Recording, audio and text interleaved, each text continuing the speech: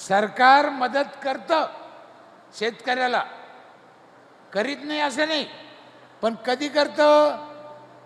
तू फाशी घे, मग तुला 2 लाख देतो. आता मेल्यावर देऊन त्याचा काय उपयोग आहे हो?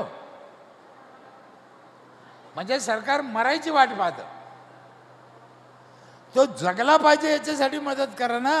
एक लक्षात ठेवा, सरकार कोणताही असो, कोण्याही पक्षाचं असो, सगळ्या संघ अन्याय करा, पण शेतकऱ्या संघ करू नये. महापाप आहे, महापाप आहे. एक दिवस सगळ्या राज्याला, देशाला ते फेडावं लागेल. जर शेतकरी मेला तर खाली उरलं काय? का मोबाईल खायचा का? काय करणार?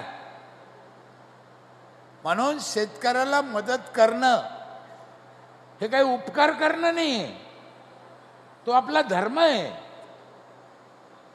ते आपलं कर्तव्यच आहे. म्हणून सगळ्याला माझी विनंती आहे की शेती क्षेत्रात चांगलं काय करता येईल याच्यासाठी काम केलं पाहिजे.